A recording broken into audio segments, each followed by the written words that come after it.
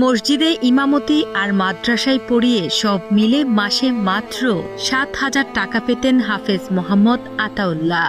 এই অতি সামান্য টাকা দিয়েই বৃদ্ধা মা, স্ত্রী ও ছোট ২ সন্তানকে নিয়ে কোনো মতে দিন পার করতেন এই ইমাম। কিন্তু নিয়তির কি অমেঘ লিখন। গত সোমবার মসজিদে ফজরের নামাজ আদায়ের সময় সেজদায় গিয়ে আর মাথা তুলতে পারেননি তিনি। সেজদারত অবস্থাতেই মৃত্যুর কোলে ঢলে পড়েন হাফেজ মোহাম্মদ আতাউল্লাহ।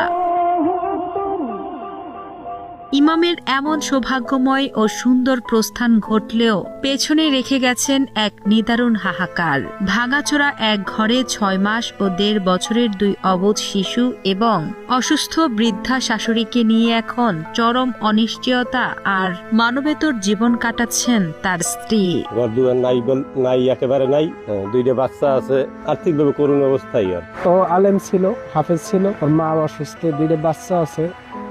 ওদের কি করবে আল্লাহ পাক ভালো জানে। পটুয়াখালী সদর উপজেলার মোকরান ইউনিয়নের শ্রীরামপুর বাজার মসজিদে প্রায় ১.৫ বছর ধরে ইমামতি করতেন আতাউল্লাহ। পাশাপাশি মাদ্রাসায় শিক্ষকতাও করতেন তিনি।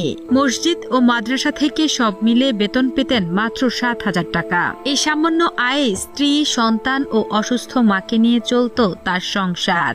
অভাবের মধ্যেও কারো কাছে হাত না পেতে নিজের শ্রমেই পরিবার চালানোর চেষ্টা করতেন তিনি। তার ফ্যামিলিতে চলার মতো একবারই ব্যবস্থা নেই, কারণ তার বড় সন্তানটার বয়স হলো 2 বছর প্লাস, ছোট সন্তানটা তো আরো ছোট, 6 মাস প্লাস। একটা মাদ্রাসার শিক্ষক ছিলেন আর একটা মসজিদের ইমাম ছিলেন। সুন্নাত নামাজের 1 রাকাত পড়ছেন আর 2য় রাকাত পড়তে পারেন নাই, এই ফাঁকে উনি পড়ে গেছেন। এত সুন্দর মৃত্যু আল্লাহ যেন সবাইকে দান করেন। কিন্তু সোমবার ভোরে ফজরের সুন্নত নামাজের 2য় রাকাতের সেজদায় থাকা অবস্থায় আকস্মিক মৃত্যু হয় আতাউল্লাহর। স্বজন ও স্থানীয়রা জানান, অত্যন্ত ভালো ও সহজ সরল মানুষ ছিলেন তিনি।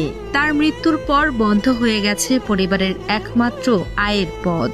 জরাজীর্ণ ঘরে থাকা স্ত্রী, অসুস্থ মা ও ছোট্ট 2 শিশুর ভবিষ্যৎ নিয়ে এখন দুশ্চিন্তায় স্বজন ও এলাকাবাসী। ওর পারিবারিক অবস্থা ভালো না, বাড়ির অবস্থা খুবই জরাজীর্ণ। এই পরিবার সকলের কাছ থেকে সহযোগিতা পাইতে পারে, এটা আমি কামনা করছি। এমন পরিস্থিতিতে অসহায় পরিবারটির পাশে দাঁড়ানোর আহ্বান জানিয়েছেন স্বজন ও স্থানীয়রা। বিশেষ করে 6 মাস ও 1.5 বছরের 2 শিশুর ভবিষ্যতের কথা বিবেচনা করে সমাজের হৃদয়বান মানুষদের সহযোগিতার আবেদন তাদের।